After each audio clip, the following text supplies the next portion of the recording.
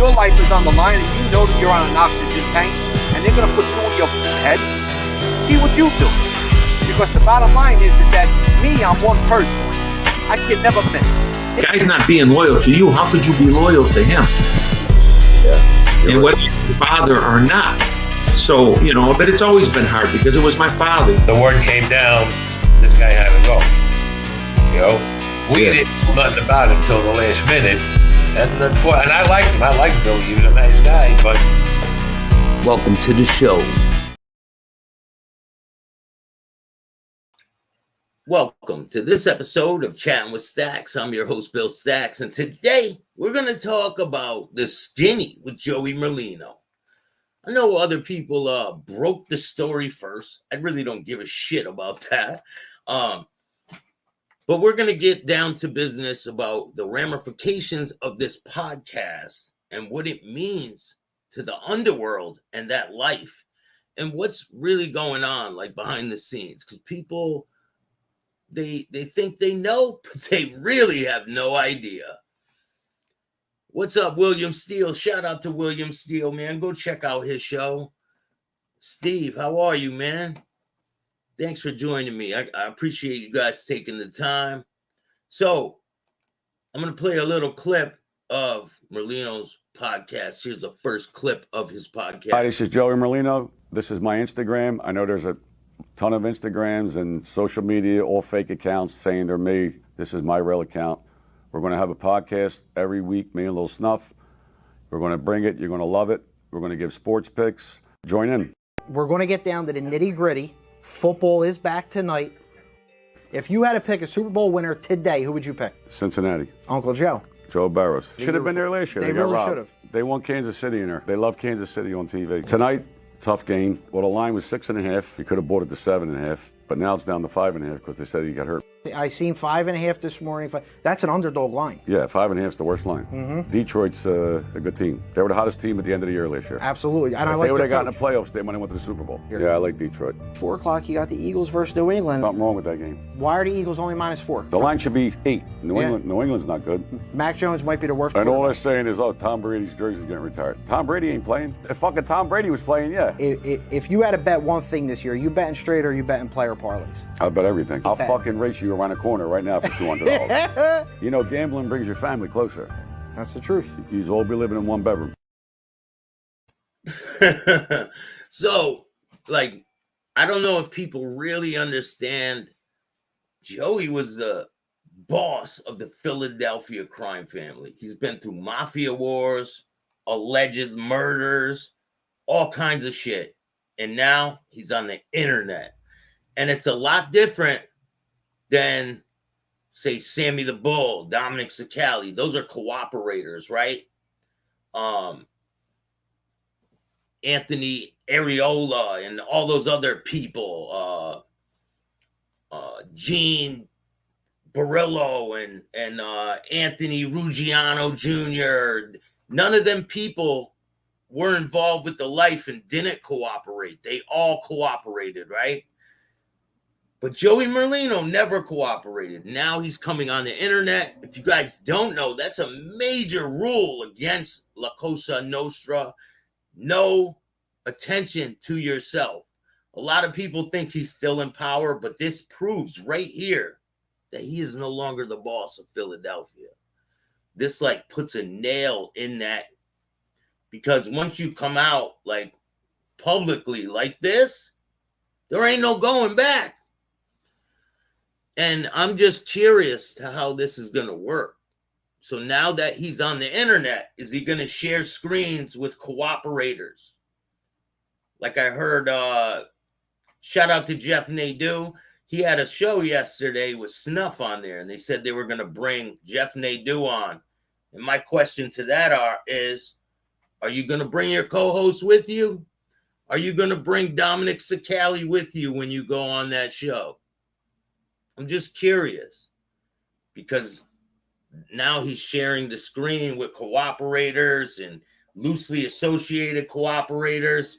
So I'm really curious to how this is going to play out. Tommy Sig, Stoso Club, how are you, man? Go check out his show too. I appreciate everyone that takes the time to watch my show. I'm getting down to the raw questions of the situation because, I mean, people want to know this type of shit. They want to know, like, what's the deal? Last thing people knew, he was involved with the life. Like, there's crazy stories about him. Allegedly, he shot somebody on Halloween night, dropped the gun. Everybody knows that story. There was a MAC-10 that was found, and there's a famous pictures of it. His best friend was killed, died in his arms. He's not going to talk about none of that on this podcast. I don't believe he will. I don't know how deep he will go, but it's just crazy. It goes to show you that it's a new world. The mob is dead.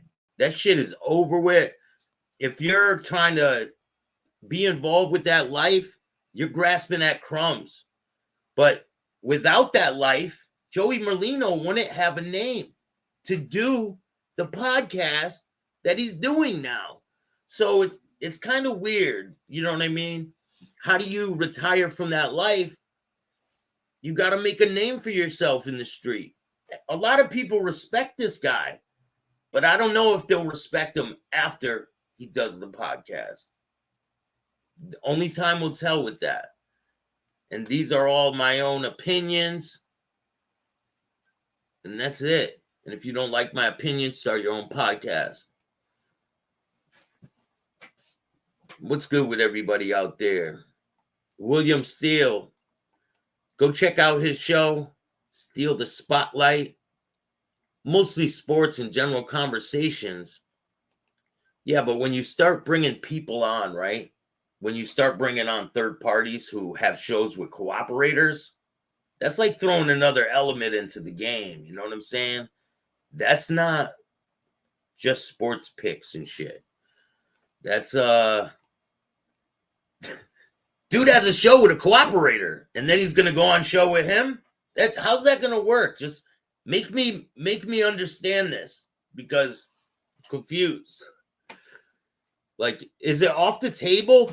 Another thing, I got to address this shit because this is insane. A lot of people aren't addressing it. I addressed it the other day, and I seen that what's his name did a show.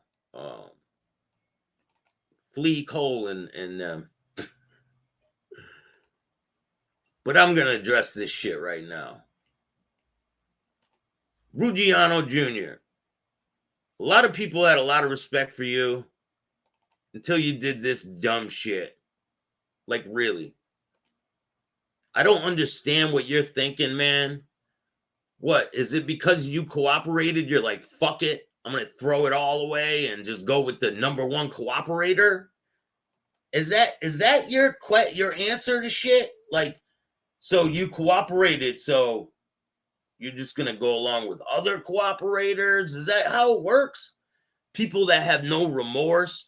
You use John Gotti's name quite a bit in your stories, in pretty much everything you talk about. And now you're with the person that put him in prison. Do you think that you're better than John Gotti? That's the question I have for you, Ruggiano. Do you think that you're better than John Gotti? Like, he won't fucking turn on your ass. In a heartbeat. Hate to break it to you there, Chief. Here, let's look at a few of these pictures.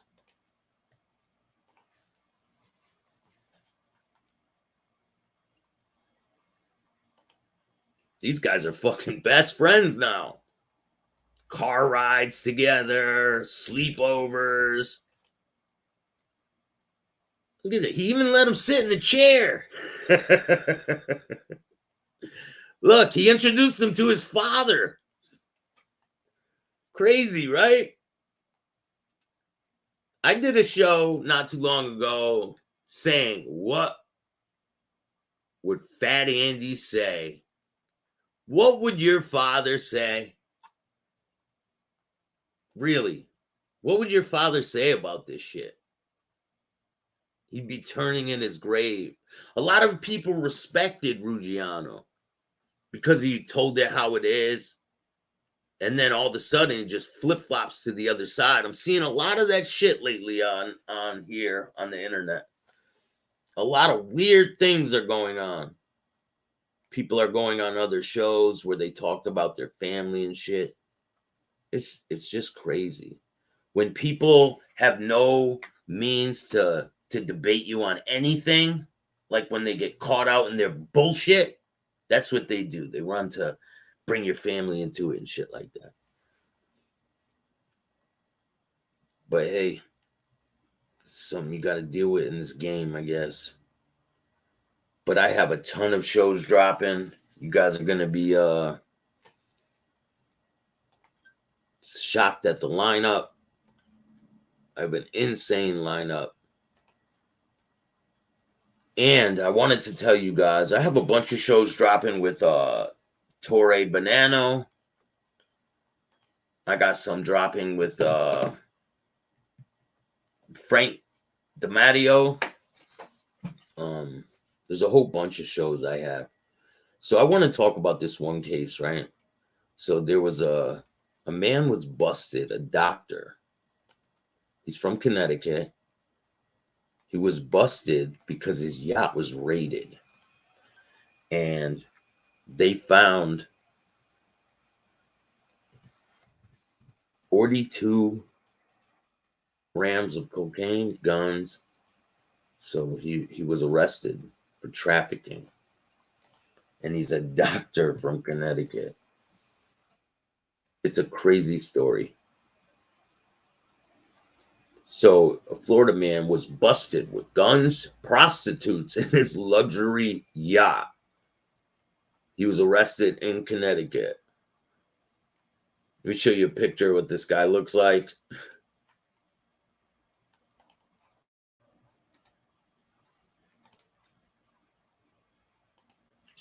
Somebody must have told on this guy, 100%.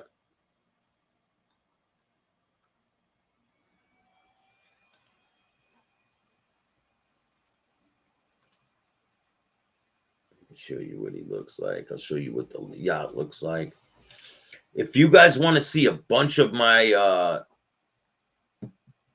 different interviews and things, I'm dropping a lot of content on the video side of the channel because I've neglected to upload a lot of content over there. So I'm going to be uploading constantly.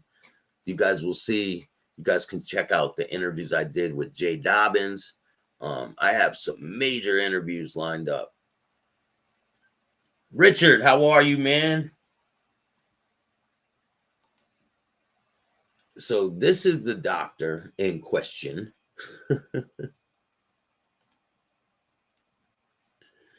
So Scott Anthony Burke, 69, of Key Largo, Florida, is now facing drug trafficking and weapons charges. A retired doctor was arrested Tuesday after police raided his 70-foot yacht in Naugatuck Harbor and allegedly found guns, drugs on board. Scott Anthony Burke, 69, of Key Largo, Florida, is now facing drug trafficking and weapons charges because of the incident on his motor yacht. Jess Khan, which was anchored. That's the name of his boat, Jess Khan. And he named his boat after his two kids.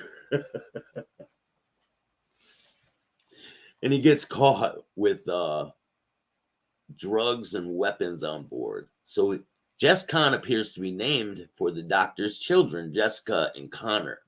Police initially responded to Jess Khan after receiving reports of a female party on board the yacht who did not want to be there, was under the influence of narcotics and possibly had overdosed. Naugatuck police and the Drug Enforcement Agency agents boarded the ship, and they found 43.4 grams of cocaine, 14.1 grams of ketamine, 2 pistols. The woman in distress was taken to the hospital and did not provide details about her condition. Burke said the guns were his, he obtained legally, but police found his license was expired. The retired doctor had practiced in Denver and since moved to Florida. His boat was registered in the Cayman Islands. He's set to be arraigned on Monday. Pretty crazy, man. Like, what's going on in the world?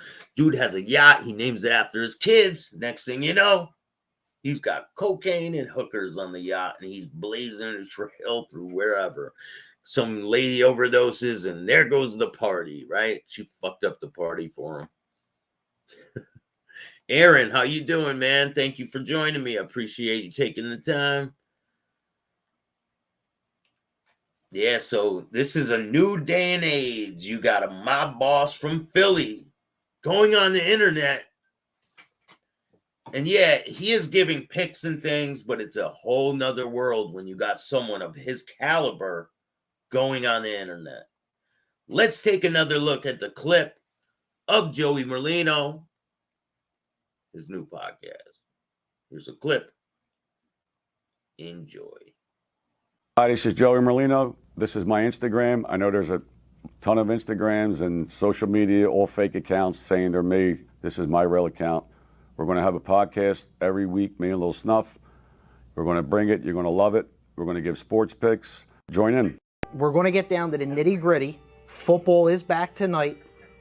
If you had to pick a Super Bowl winner today, who would you pick? Cincinnati. Uncle Joe. Joe Burrow. Should have been there last year. They got really robbed. should have. They want Kansas City in there. They love Kansas City on TV. Tonight, tough game. Well, the line was 6.5. You could have bought it to 7.5, but now it's down to 5.5 because they said he got hurt. I seen 5.5 this morning. That's an underdog line. Yeah, 5.5 is the worst line. Mm-hmm. Detroit's a good team. They were the hottest team at the end of the year last year. Absolutely. And if I like they would have gotten coach. the playoffs, they might have went to the Super Bowl. Yeah, I like Detroit. 4 o'clock, you got the Eagles versus New England. Something wrong with that game. Why are the Eagles only -4? The line should be 8. New England's not good. Mac Jones might be the worst. And all they're saying is, oh, Tom Brady's jersey's getting retired. Tom Brady ain't playing. If fucking Tom Brady was playing, yeah. If you had to bet one thing this year, you betting straight or you betting player parlays? I'll bet everything. I'll fucking race you around a corner right now for $200. You know, gambling brings your family closer.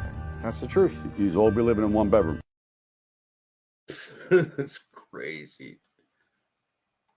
It's a new world. Really is. Because once you go out there like that and you're out displayed yourself to the public, it's you can't go back. There's no going back.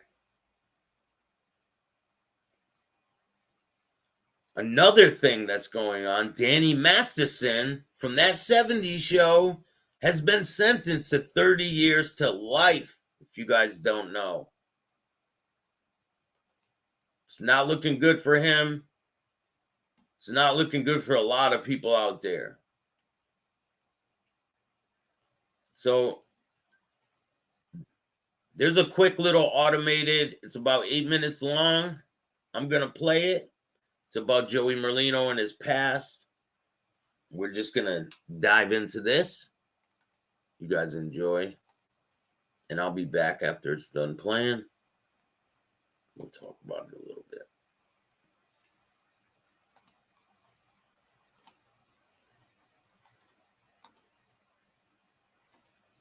Enjoy. How Joey Merlino became the John Gotti of Philadelphia, and why many believe he still is. Flamboyant gangster Skinny Joey Merlino took over virtually all organized crime in Philadelphia after the city's bloody mob wars in the 1990s, but after a pair of recent convictions, he claims to be reformed. Joey Merlino came of age in an era where the mafia in Philadelphia was decimated, taking full advantage of the power vacuum to assume control of the family. And in order to reach the underworld, Merlino wasn't afraid to be downright brazen. Philadelphia residents were long used to their local mobsters killing each other left and right, but everyone was still shocked on August 31, 1993, when a drive-by shooting orchestrated by Merlino took place between mobsters right during morning rush hour traffic on the busy Schuylkill Expressway. And this was just one episode in the all-out mob war that put Joey Merlino at the top of the Philadelphia family.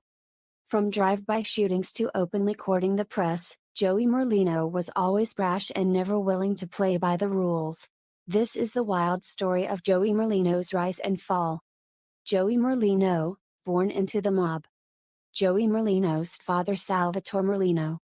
Temple University Digital Collections.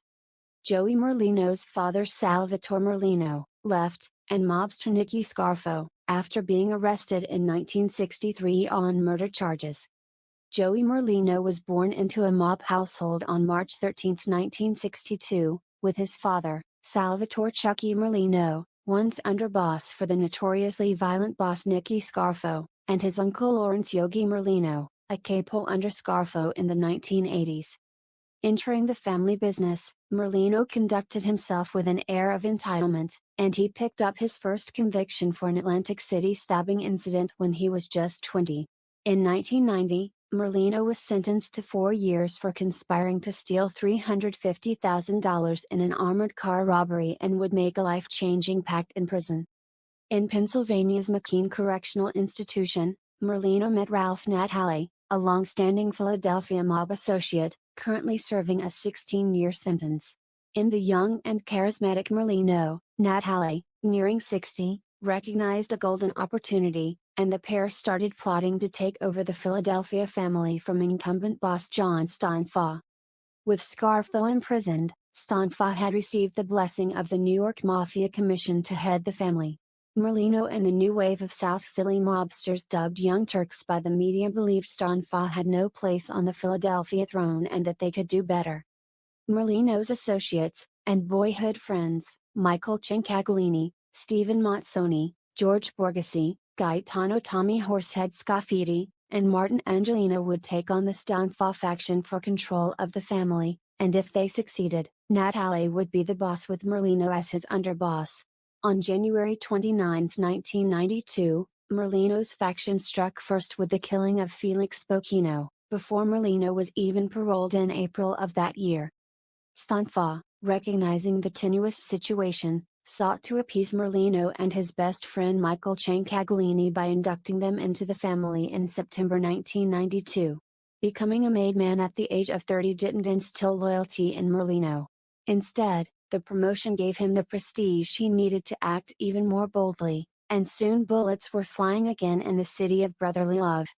On August 5, 1993, Merlino survived a drive-by assassination attempt taking 4 bullets in the leg and buttocks, on a South Philadelphia street corner, while Cincaglini died from a shot to the chest. On August 31, 1993, Merlino's faction retaliated with their own infamous drive-by shooting on Staxx and his son while they were driving on the Schuylkill Expressway in Philadelphia rush hour traffic. Staxx escaped uninjured and his son survived a shot to the jaw. The tit-for-tat killings continued with Merlino escaping death, as a remote-controlled bomb under his car failed to go off several times. Boss of the Philadelphia Mafia. In November 1993, Joey Merlino was sent back to prison for a year for parole violations, providing temporary reprieve from the battlefield. Then in 1995, the problem took care of itself when Staxx was convicted and sentenced to 5 consecutive life sentences for directing the bloody campaign against Merlino's mob faction. Natale and Merlino then took over, with the Philadelphia/South Jersey family having deteriorated into a dysfunctional mess, resembling a street gang rather than the smooth and sophisticated criminal enterprise of former boss Angelo Bruno's day. Natale's tenure as Philadelphia's boss was less than effective. There were even whispers that Natale, who wasn't even made when he plotted to take over, had paid for his induction into the family. By 1998, Merlino, who had happily accepted the underboss position knowing the feds would target Natale, had assumed control, cutting Natale off. Merlino had support in the family through the older Joe Ligamby, who was recently out of prison. Ligamby, a protege of Merlino's father Chucky, had in turn become an uncle figure to Merlino, and an important ally. Skinny Joey Merlino. Joey Merlino/Instagram. Even when he was boss of the Philadelphia family, Joey Merlino never shied away from media attention. In the boss's chair, Merlino relished the limelight as a hard-partying celebrity gangster, and the media even dubbed him the John Gotti of Passyunk Avenue, after South Philadelphia's main drag, according to America magazine. Merlino would throw annual Thanksgiving and Christmas parties in South Philadelphia as a man of the people, but he also gambled to excess while refusing to pay for his losses. Merlino seemed untouchable, or at least believed he was, but by mid-1999, he was indicted in a drug trafficking conspiracy, with the charges later expanded to racketeering and ordering or approving several murders. Joey Merlino's conviction and retirement from the mob.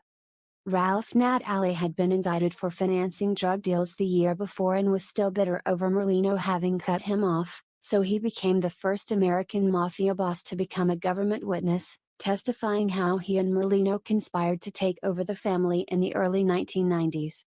Merlino's ensuing trial was the result of a 10-year investigation that featured an extraordinary 943 pieces of evidence and 50 witnesses, according to ABC News.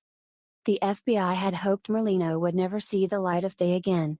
However, he was eventually acquitted of all 3 counts of murder.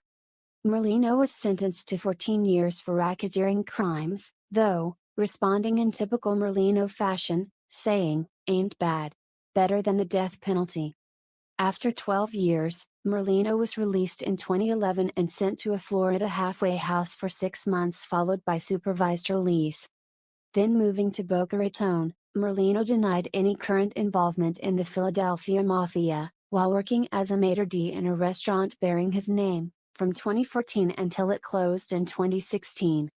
Merlino had to then serve 4 months for associating with a Philadelphia mob pal, and on August 4, 2016, Merlino was one of 46 people arrested in a wide-sweeping RICO indictment, accused of taking part in a massive medical fraud scheme in Florida, as well as illegal gambling. Merlino eventually received a 2-year sentence, and in October 2019, was granted an early supervised release.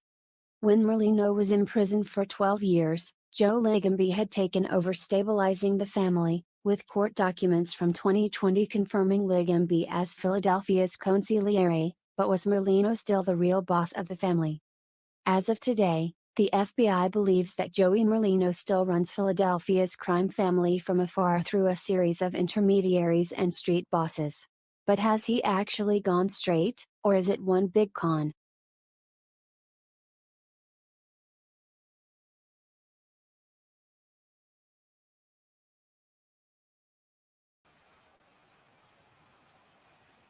It's not a con. He's got to be out the life because he wouldn't be able to go on to podcasts. And it's just because the people in New York who are involved with that life are not going to like this situation. They're not going to like him going on a podcast and talking about anything because they're secret. They're not supposed to be in the public.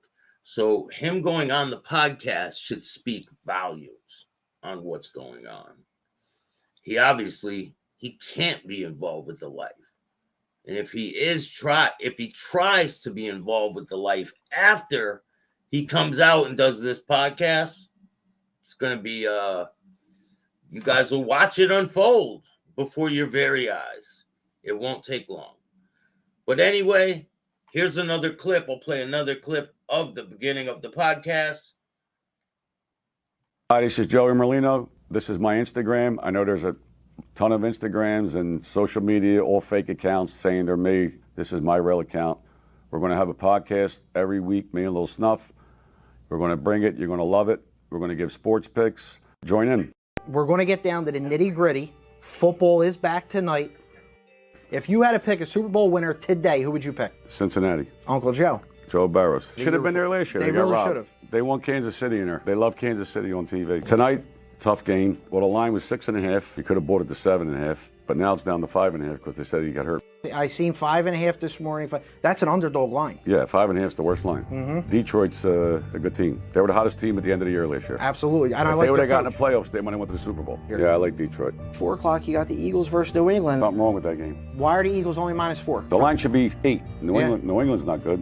Mac Jones might be the worst. And all they're saying is, Tom Brady's jersey's getting retired. Tom Brady ain't playing. If fucking Tom Brady was playing, yeah. If you had to bet one thing this year, you betting straight or you betting player parlays? I'll bet everything. I'll fucking race you around around the corner right now for $200. You know, gambling brings your family closer.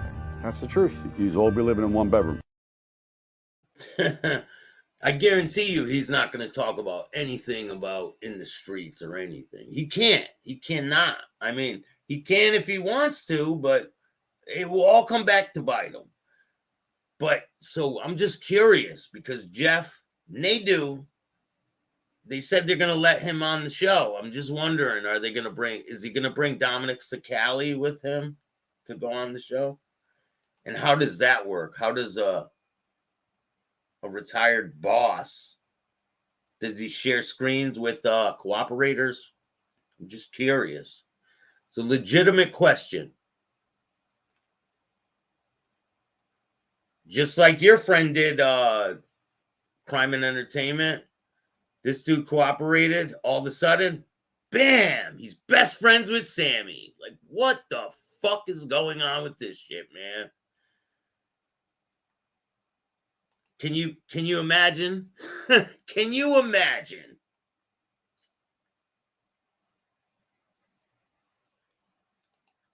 Unbelievable. But hey, I had respect for Ruggiano too. It's gone. Right when I seen that picture, I was like, no, man. What the fuck? I don't care.